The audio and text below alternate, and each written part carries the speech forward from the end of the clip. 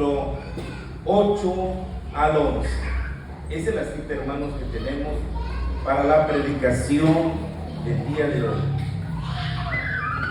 Primera de Pedro, capítulo 5, versículo 8 al 11. Cuando tengan la cita pueden ponerse sobre sus pies. Vamos a leer unidos.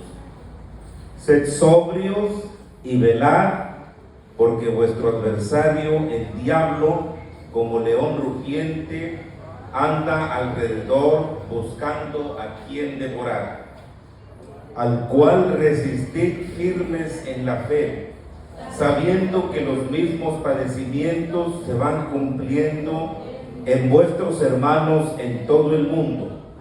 Mas el Dios de toda gracia, que nos llamó a su gloria eterna en Jesucristo, después que hayáis padecido un poco de tiempo, Él mismo os perfeccione, afirma, fortalezca y establezca. A Él sea la gloria y el imperio por los siglos de los siglos. Amén. Padre Santo, que estás en el cielo, en el nombre de tu Hijo Jesús, pedimos asistencia de tu Espíritu Santo para que al escuchar esta palabra sea de bendición para todos los oyentes. Creemos, Señor, que tú nos hablas, habla a nuestra vida, reconforta nuestra alma, danos fuerza, danos ánimo, danos visión. Lo que hoy veremos nos compete, nos interesa, tiene que ver con el enemigo de nuestras almas. Ayúdanos, Señor, fortalécenos, repréndelo, porque Él no tiene parte ni suerte con nosotros. Pedimos entonces liberación, libertad por medio de tu palabra, en el nombre de Jesús. Amén. Ese es el título de este mensaje, el enemigo, refiriéndome al diablo. Él tiene varios nombres, pero solamente veremos su identidad, los disfraces que él usa, nuestro deber que tenemos, nuestra seguridad y nuestra capacitación. Eso es lo que hoy estaremos analizando a la luz de esta palabra que leímos al inicio. Estas palabras son escritas por un apóstol, el apóstol Pedro, el apóstol líder de los apóstoles que encabezó el inicio de la iglesia, que encabezó la explicación sobre la llegada del Espíritu Santo en Pentecostés. Pedro, el mismo que le negó, el mismo que lloró amargamente, ese mismo varón extrovertido, es decir, que tenía un espíritu, un carácter impulsivo, es el que escribe esta carta. Esta carta es considerada como una carta universal, porque es para todos, no hay un destinatario específico, no fue enviada a una iglesia en específico, sino más bien a todo el cristianismo, a todo el mundo, a todas las iglesias. Y hoy esta carta, hermanos, nos ha llegado a nosotros con estas palabras: sed sobrios y velad, porque vuestro adversario, el diablo, como león rugiente, anda alrededor buscando a quien devorar, al cual resistid firmes en la fe, sabiendo que los mismos padecimientos se van cumpliendo en vuestros hermanos en todo el mundo. Mas el Dios de toda gracia, que nos llamó a su gloria eterna en Jesucristo, después que hayáis padecido un poco de tiempo, Él mismo os perfeccione, afirme, fortalezca y establezca.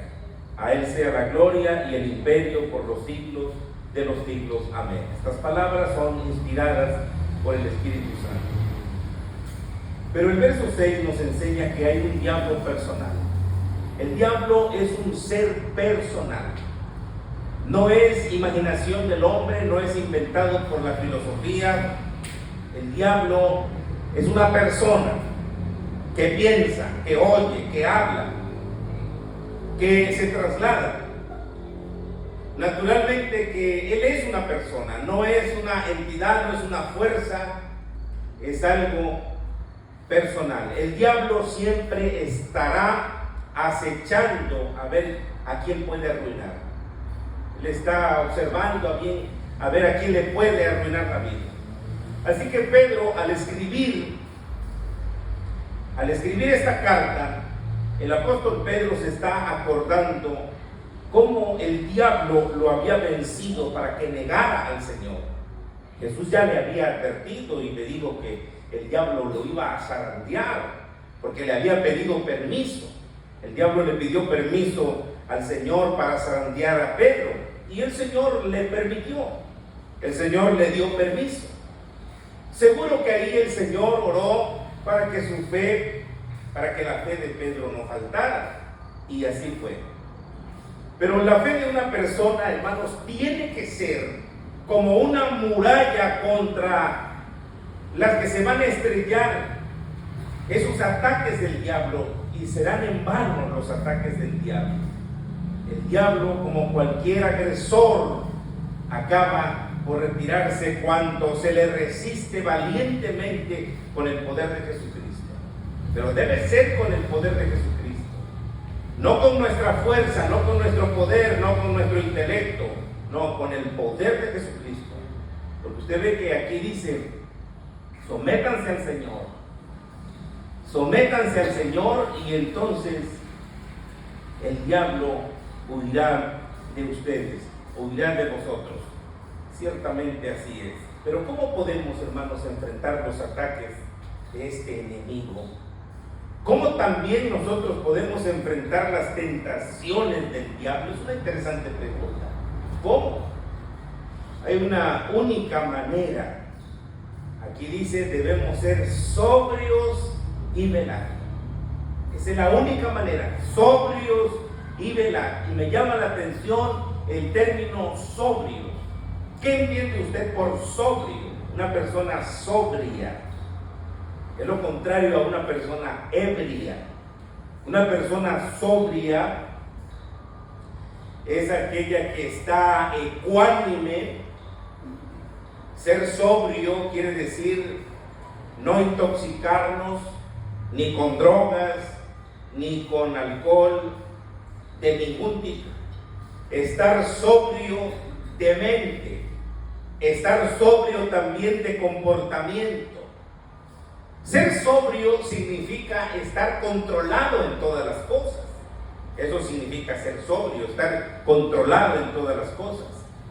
Ser sobrio también es como decir, no entregarse a la indulgencia, no entregarse a los permisos, no darse licencia en cosas como comer, en cosas como beber, cosas como recrearse.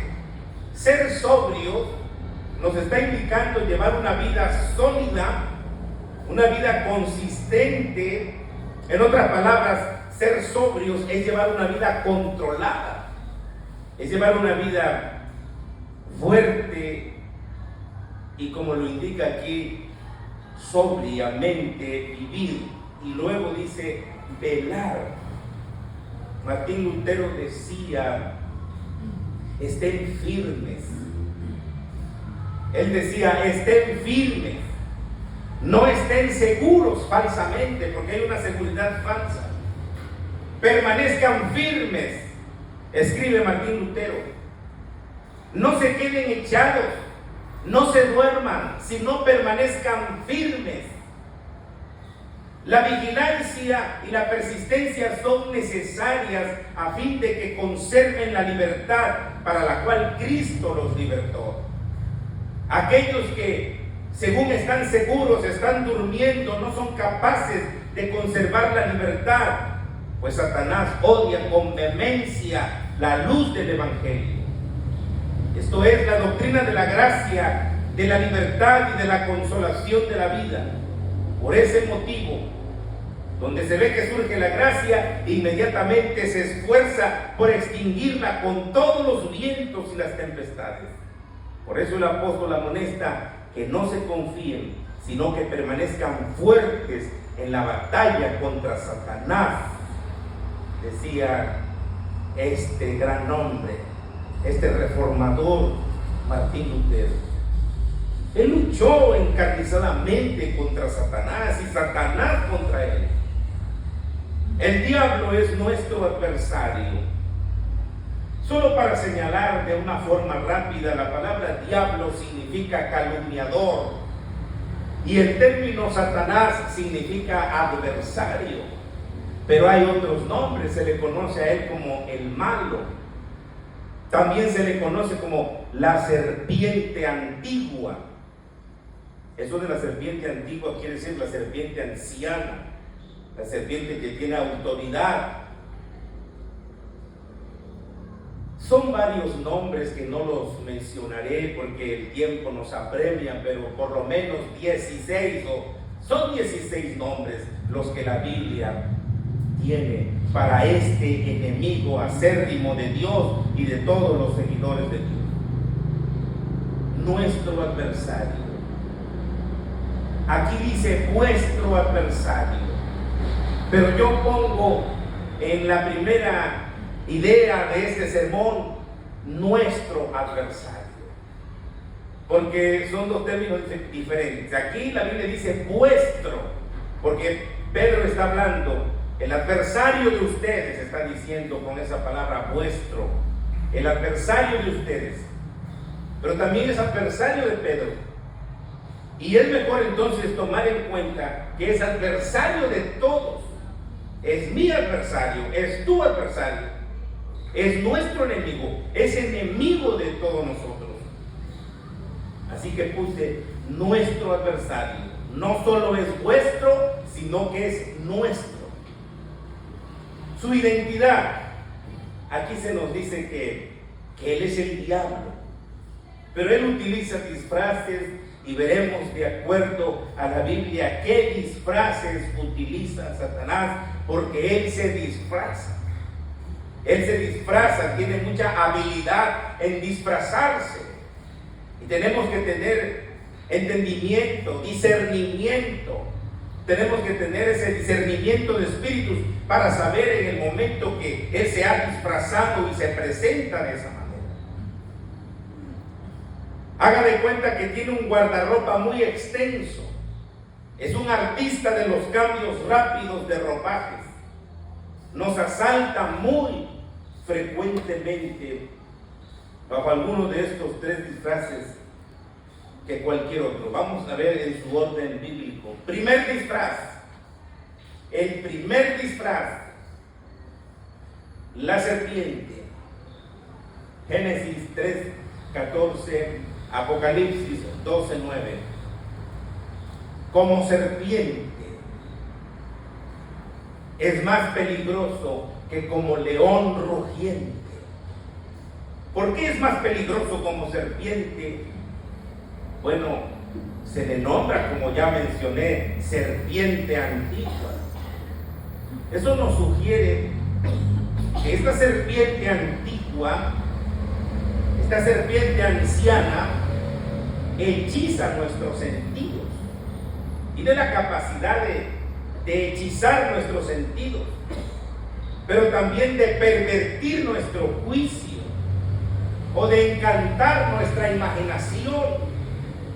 Son cosas que puede hacer. Quiero repetir, hechiza nuestros sentidos, pervierte nuestro juicio y encanta nuestra imaginación. Así fue como se disfrazó cuando engañó a Eva, como una serpiente. Y cuando Dios maldijo a la serpiente, realmente estaba maldiciendo a Satanás. No propiamente a las serpientes como creación suya, sino a Satanás directamente. A Satanás directamente. Por eso en Apocalipsis 12:9 se habla de un dragón, de esa serpiente antigua que se llama Diablo y Satanás, el cual engaña al mundo entero, dice Apocalipsis 12:9. Segundo disfraz, tiene la capacidad. Vea usted, segunda a los Corintios 11:14. Es importante que usted me acompañe a esa cita porque ahí usted lo va a corroborar. Segunda carta a los Corintios. Segunda carta a los Corintios, capítulo 11. Y nos ubicamos en el verso 14. Y en este verso, no es maravilla. O sea, no es de sorprenderse y no es maravilla porque el mismo Satanás se disfraza como ángel de luz. Ese es su segundo disfraz. Como ángel de luz. ¿Cómo es un ángel de luz? Pues un ángel de luz es resplandeciente. Un ángel de luz es refulgente. Un ángel de luz no da miedo. Un ángel de luz no da terror. Depende también la luz que irradie, porque si es una luz insoportable, si es una luz quemante, pues entonces sí. Pero si es un ángel de luz que irradia luz, eso no da miedo. Y aquí está diciendo, y no es maravilla, porque el mismo Satanás se disfraza como ángel de luz. Engaña con falsas perspectivas de cosas espirituales. Y de esa manera se presenta como evangelista. Puede presentarse también como maestro. Con esto comienza a minar la fe que profesa la persona. Si el mal nos asalta, imagínense que el mal que nos asalte fuese tan terrible en su aspecto como lo es en su esencia. Bueno, poco peligro tendríamos de tales asaltos, pero a menudo, hermanos, nos acosa con apariencias bellas. A menudo nos acosa con resplandeciente colorido, y ahí es donde está el peligro, ahí es donde está el engaño. Muchos han sido seducidos y muchos han sido engañados cuando se presenta como ángel de luz. Puede desviar del verdadero camino a una persona.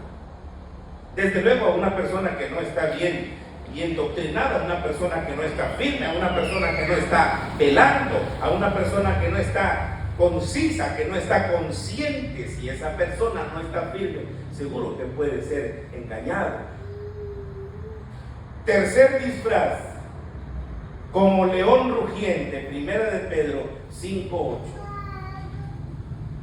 Lo leímos, como león rugiente. Alguien dijo, como león rugiente, como león, no es que sea un león, porque el verdadero león es el león de la tribu de Judá.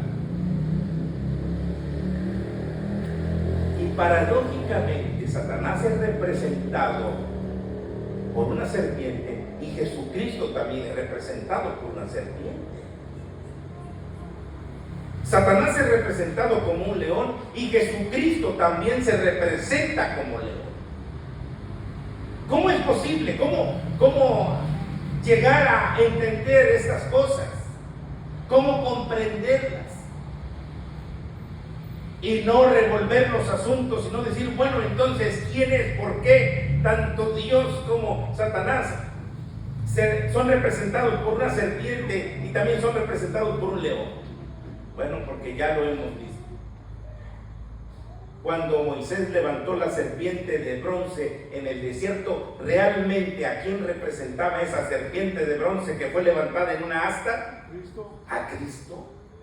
A Cristo. Representaba a Cristo. Y solo fue en un tiempo que nada más tenía que ser. Solo en ese momento, solo en esa edad, solo en ese mes o en ese año que Dios les permitió, pero no para que lo tuvieran. Y sin embargo guardaron la serpiente de bronce. ¿Y cómo la guardaron? Hasta que entraron a la tierra prometida y la seguían teniendo, y vino la época de los jueces y vinieron los reyes, hasta con el rey Ezequías vuelve a salir la serpiente de bronce, Nehustán. ¿Y qué hizo el rey Ezequías? Desbarató la serpiente de bronce y la hizo a un lado porque la estaban adorando ya. Era un ídolo. No representaba entonces a Jehová, sí, pero ese tiempo ya había pasado. Eso es para infundirle fe a la gente de ese tiempo. Igualmente, cuando se dice que Jesucristo es el león de la tribu de Judá, cachorro de león, cuando Jacob bendice a sus hijos y cuando bendice a Judá, le dice así, porque el león seguro que es el rey de la selva, dicen algunos, de la estepa o del desierto. Bueno, ese es el tercer disfraz como león rugiente, aterrorizando con sus amenazas, exhibiéndose en amenazas y persecuciones, con golpes, con blasfemias de una multitud rugiente, su fuerza acechándonos en tierra y aún tratando de destruirnos por mediación de una violenta oposición, león rugiente. ¿Cómo debe haber visto Pedro al diablo? Como un león rugiente, buscando a quien devorar. Amados hermanos, nuestro deber es mantenernos sobrios, es mantenernos despiertos. Nuestro deber es resistir y no dejarle lugar, como dice Efesios 4:27. No deis lugar al diablo. Ahí dice, ni deis lugar al diablo. No darle lugar, ni deis lugar al diablo. ¿Ya lo vieron? Y es lo único que dice ese texto. Ni deis lugar al diablo. Está pequeño el texto. Ni deis lugar al diablo. Efesios 4:27. Habla de la ira en el 26 y que dice que no pequemos, que no se ponga el sol sobre vuestro enojo. Y luego dice, ni deis lugar al diablo. No, hay que darle lugar. Mantenernos en contra, como dice Efesios 6:11, vestidos de toda la armadura de Dios para que podáis estar firmes contra las acechanzas del diablo. ¿De qué nos vamos a vestir? De la armadura de Dios, y entonces vamos a poder estar firmes contra las acechanzas del diablo. ¿Cómo el enemigo es tan sagaz que hasta usa también, aparte del pueblo de Dios, porque esa gente está desprovista? Porque hemos aprendido que una persona que no tiene una autoridad espiritual y que no la obedece, entonces está en el principio de Satanás, que es la rebelión. La rebelión es un principio del diablo, es un principio de Satanás. Y ya cuando una persona se revela a cualquier mandato, a cualquier orden que es positiva, que es buena, que es edificante, ya está en el principio de Satanás. Aunque sea creyente, aunque diga que es cristiano y aunque diga que está bautizado y que está lleno del Espíritu Santo, pero si es una persona rebelde, desobediente, entonces ya está en el principio de Satanás. Porque una de las características del diablo es su rebelión contra Dios, su rebelión abierta contra Dios, una rebelión decisiva contra Dios. Por eso aquí dice, ni deis lugar al diablo.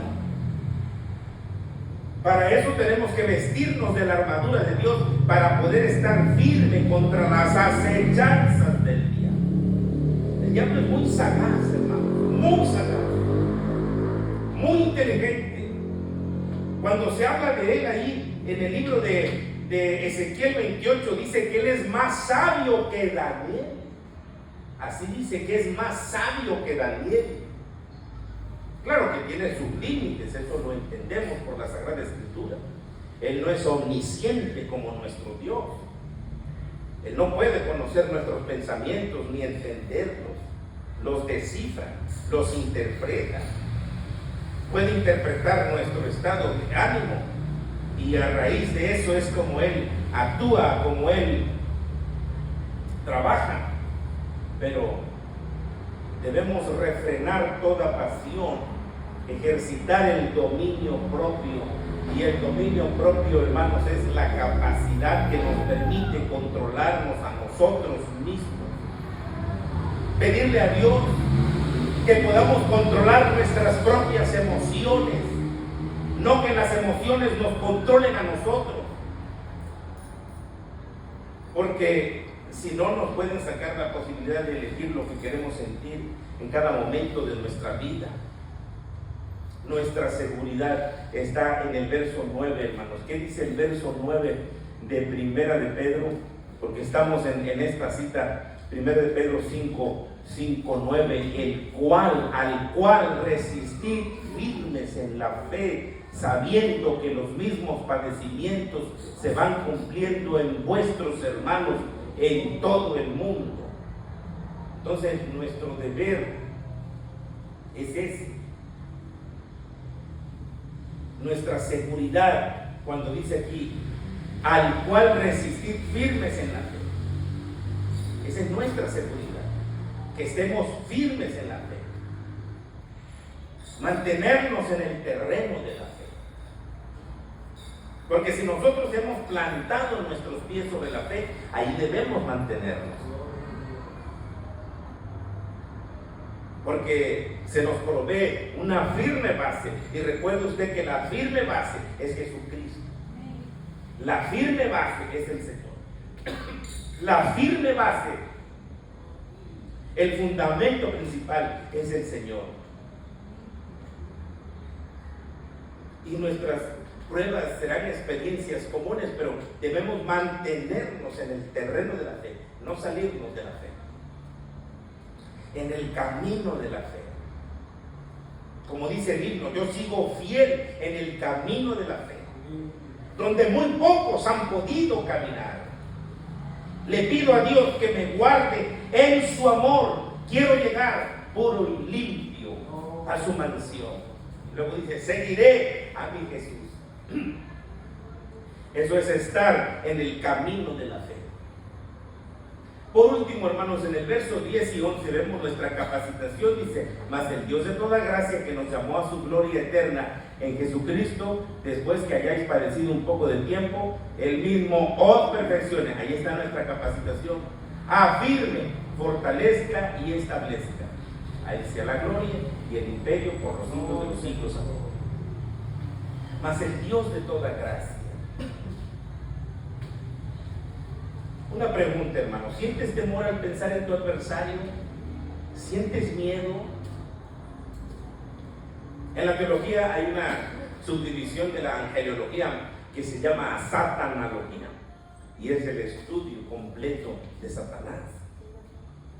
Estudiarlo en su carácter, el carácter de Satanás, conocerlo, porque no desconocemos sus artimañas, sabemos sus artimañas, y cuando se manifiesta ya sabemos que Él está detrás de esa manifestación. Cuando una persona es usada por Él en odio, en amargura, en resentimiento, en calumnia, en mentira, en hipocresía, sabemos que detrás de esa persona está Satanás y está manifestando una acción. Cuando nosotros entendemos eso, no vemos a las personas directamente, vemos quién está atrás de las personas, y en el nombre del Señor lo reprendemos. Pero cuando no tenemos esa capacidad y cuando no tenemos esa visión, pensamos que es la persona, pensamos que es la mujer, que es el hombre, y no. ¿Quién está detrás de esta acción? Es el diablo. No vamos a tenerle miedo, porque Jesús lo venció en la cruz. Y no estamos solos, no estamos desprovistos. El Señor está con nosotros, así que ¿por qué tener temor? Que dice aquí, más Dios. Este hermoso título dice, mas el Dios de toda gracia, de toda gracia. El término gracia aquí encierra, y cuando dice de toda gracia que pueda haber, que pueda existir, el Dios de toda gracia nos va a capacitar, el mismo Dios. Y aquí están, hermanos, estas metáforas arquitectónicas, porque dice perfeccione. La palabra perfeccione quiere decir repare. repare, como cuando alguien repara algo, que está descompuesto y lo repara, que está quebrado y lo vuelve a hacer. Perfeccione. El Señor nos repara, no es así. Podemos estar doblados, quebrados, pero el Señor nos repara, nos perfecciona. ¿Cuántos lo creen, hermano? Porque no somos perfectos, nos perfecciona y afirma. ¿Qué es afirmar? Afirmar también es una metáfora arquitectónica que quiere decir afianzar. Afirmar es afianzar. Eso es afirmar, afianzar a una persona, afianzarla, ponerla de pie, ponerla estable, afianzarla. Por eso dice afirme, fortalezca. Ese término fortalezca está diciendo con firmeza, con firmeza. Y luego establezca, pues quiere decir que está situado sobre su fundamento, porque está establecido, porque se estableció. Algo que se estableció, algo que se constituyó, es la roca de los siglos, que es Cristo Jesús. Él es la roca establecida, Él es la roca que está establecida, que está constituida, y nadie puede poner otro fundamento que el que ya está puesto. Entonces, si estamos sobre Cristo, estamos seguros. Si estamos lejos de Cristo, entonces seremos presas de Satanás y nos hará añicos. Pero aquí está nuestra capacitación. Él es el acusador de nuestras vidas, el acusador de nuestros hermanos, que dice que nos está acusando delante de nuestro Dios día y noche. Imagínense, primero nos induce, nos invita, con influencia, con llamado, nos empuja. Una vez que estamos adentro, una vez que ya hemos caído, entonces se burla y nos acusa. ¿Ante quién nos acusa? Ante Dios, el acusador de nuestros hermanos. Nos acusa, ese calumniador, ese adversario nos acusa constantemente. Si aún nuestra conciencia nos acusa, mayor es Dios, hermanos. Pero no es lo mismo la conciencia que el diablo. El diablo nos acusa y nuestra conciencia también nos acusa. Pero si aún nuestra conciencia nos acusa, mayor es Dios. Y si el diablo nos acusa, mayor es Dios también. Porque no hará caso nuestro Señor Jesucristo a esas acusaciones. Imagínense que hiciera caso a esas acusaciones del adversario, que diera oídos a esas acusaciones, pues entonces estaríamos perdidos. Pero el Señor no da oído a esas acusaciones. Él va y te acusa, Él va y te calumnia y te pone mal delante de Dios. Pero también Dios sabe que tú has creído en Él. Y como dijo el apóstol Pablo, yo sé en quién he creído. Entonces nuestro deber, hermanos, es mantenernos sobrios. Mantenernos sobrios. Y eso también indica que no vamos a ser fluctuantes. Eso también indica que no vamos a andar de acá para allá ni de allá para acá, que vamos a estar sólidos. Eso de ser sobrios indica que vamos a estar consistentes en la fe, en la doctrina de nuestro Señor Jesucristo. No seremos presa del enemigo si estamos sobrios y despiertos. No seremos presa de él si estamos velando. Va a querer aprovecharse de nosotros, pero el Señor está con nosotros. Puestos de pie, hermanos, en esta noche. Vamos a orar, vamos a pedirle a nuestro Dios que Él nos ayude. El enemigo de nuestras almas está ahí, pero poderoso es Dios. Oremos al Señor. Hay necesidades y hay necesidades, pues también dentro de la necesidad nosotros le pedimos a Dios que Él tenga misericordia. Vamos a orar por nuestro hermano.